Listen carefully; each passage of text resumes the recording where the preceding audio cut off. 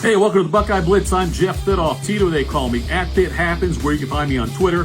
This is the FanStream Sports powered by DSP Media. And make sure you download our free app. It's free for Android and Apple users. You can get all the latest content and catch up on everything we're doing. We have so many new shows we're adding on a consistent basis. Lots of great stuff. But don't miss our programming. Download the app for free. For Apple and Android users, absolutely free. All right, so I want to talk a little bit about the Ohio State football and some of the transfer news coming out. The Bo Atkinson is a kid from North Carolina, defensive end who Ohio State's been very high on. And right now, Atkinson is choosing between Ohio State and Georgia. Atkinson last year, look, he's 6'6", 270, comes from North Carolina. For the Tar Heels last year, he had 7.5 sacks. Would be a major addition to the Scarlet and Gray.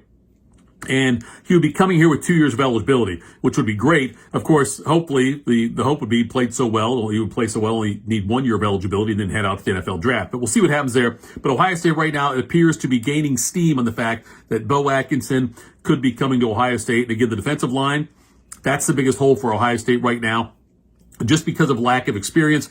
And they lost so many great players from last year's national championship team that get their names called coming up here on the weekend in the NFL draft, mostly on Friday and Saturday for that. It's even more important now for them to get him because we got the news the Bucs missed out on Syracuse transfer Murad Watson. He was a freshman at Syracuse, and he's 6'3", 313. He was going back and forth to Ohio State and Texas. He ends up going to Texas now. So fans may still get a chance to check him out when Texas plays here on August 30th, here being in Columbus.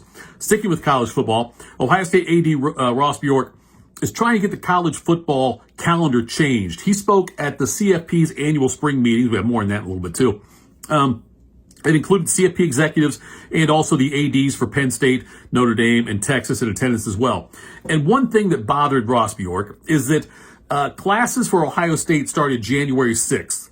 Texas has started later on January 13th. Here's the issue they have. And I didn't realize this acronym existed, but there's something called CARA hours, C-A-R-A, CARA hours. It stands for Countable Athletically Related Activities. Here's what Ross Bjork said. When you don't have class, there's no limit to CARA hours. He said it creates some disadvantages. It all goes back to what's countable CARA hours per the NCAA structure. So Bjork said academic advisors had to travel with Ohio State, travel with the team and the athletes. Athletes had to miss classes, but the Buckeyes had to apply for waivers to get more than the 20 CARA hours they were supposed to have. Texas, again, because of the fact they were not starting class yet, January 6th, they didn't start to January 13th. There was no limit necessarily on what they could do as far as practice goes. So Ross Bjork wants that fixed, and seems like a very normal thing they should fix. I would think that's a very reasonable request by Ross Bjork. Early in the year, Bjork spoke about the disadvantages with the dates of the transfer portal. The portal opened on December 9th and closed on December 28th before the playoffs were even over. Now, teams that were still playing there in the playoffs, the teams that were still alive and doing whatnot, they were granted extensions until their seasons ended based on where they were at in the playoffs and whatnot. But those playoff teams weren't allowed to devote a lot of time and effort during that period to bring transfers in for the following season. And yet players that were waiting to see what happens also, they were still playing on playoff teams. So Bjork wants the transfer portal to move to a 10-day period in May for fall sports because the NCAA House, if they do this whole settlement thing to try and get that approved, then a lot of the players, what's going to happen is the way they're going to do the revenue share agreements for the schools, they usually go from they'll go from July 1st to June 30th. So you think the 10-day window in May is what you need for fall sports transfers. CFP also came out, by the way, with their schedule. Again, it's going to be another 12-team playoff in the upcoming season. They're not going to change that yet. They have not announced the dates for those first-round games.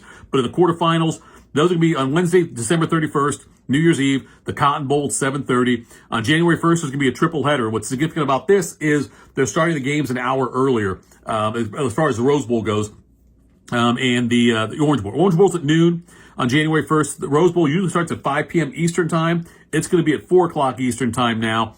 And then you'll have the All-State Sugar Bowl going on at 8 o'clock. So that'll be the quarterfinals. 3 games on January 1st, 1 game on December 31st. Semifinals are Thursday, January 8th and Friday, January 9th. Those are both 7:30 kicks. The January 8th one is at the Fiesta Bowl. The Peach Bowl gets the January 9th game at 7:30 Eastern Time there.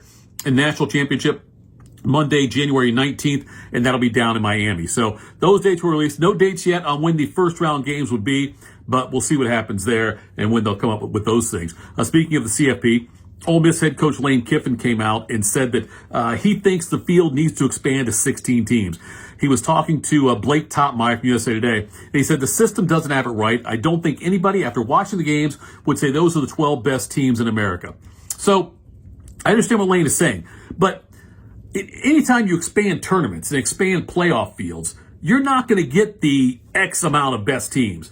They're going to teams that are automatic qualifiers that, because of was Arizona State better than Ole Miss last year? I don't know about that one, but look, Arizona State, though, won their conference. They get in. So you're going to have things like that in there. We're never going to have the absolute best teams in a playoff as we keep getting bigger. Now, you could make arguments that it was a two-team playoff, it was a one-game championship. You could make arguments there that a lot of the times they had the two best teams there. In a four-team, sometimes they did have the four best teams. You expand now to this where we're at 12 and then maybe 14 or 16. You're not going to get the insert numbers here, number of teams, number of the best teams in there. It's going to be some variance all the time. So I understand where Lane Kiffin's coming from, but it's not going to change. And by the way, we don't always get the best team to winning the championships in these sports after these tournaments. It's much tougher.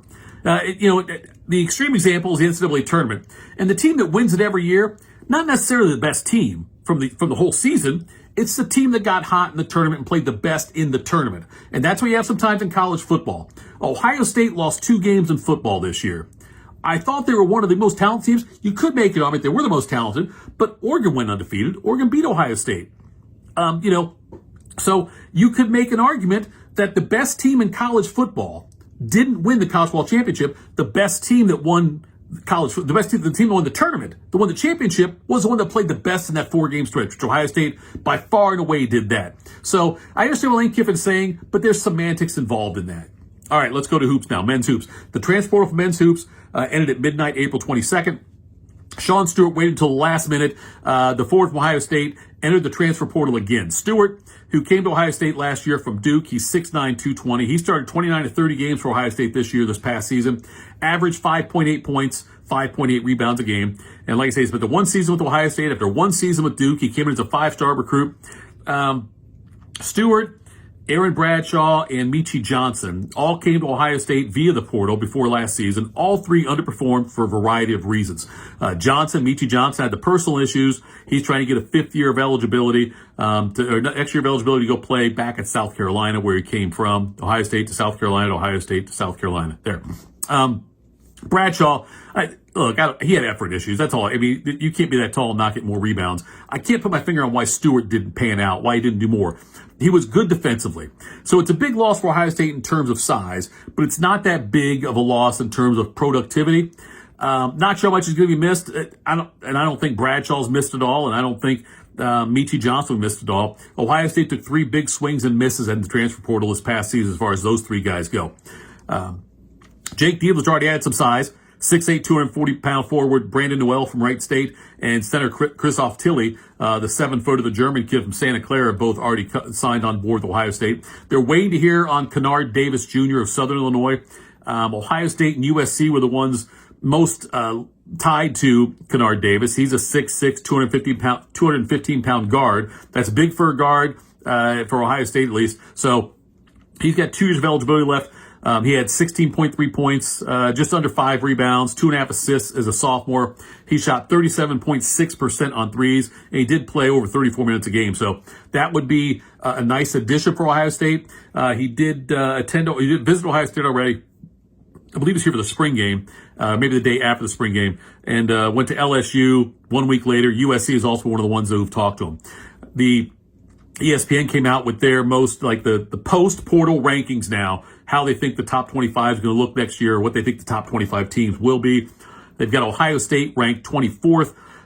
Projected starting lineup of Bruce Thornton, John Mobley Jr., Devin Royal, Brandon Noel, and Christoph Tilly. That would be a great starting lineup, I think. They've got to fill in still. They need another bench player, although if they get Davis, that will certainly, look, Davis would be a great addition to this team, I believe, but he'd be the ideal one to get. If they strike out on Davis, they'll probably find some other big guy to bring in off the bench to help out.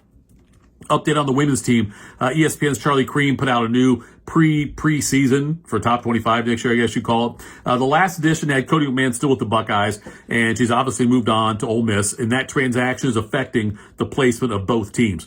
Ole Miss went from unranked to 13th. The Buckeyes dropped from 25th to out. South Carolina is number 1, followed by defending champion UConn. UCLA for the Big Ten, they're 3. Texas 4, LSU 5.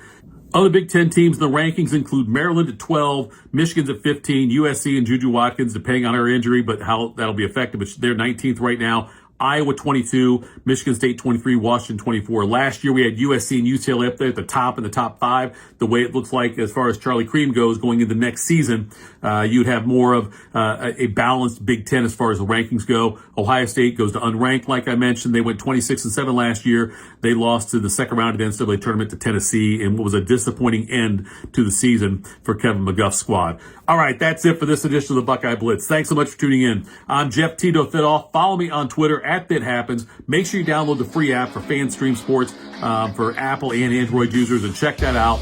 Back again real soon. Lots of Buckeye stuff to talk about all the time.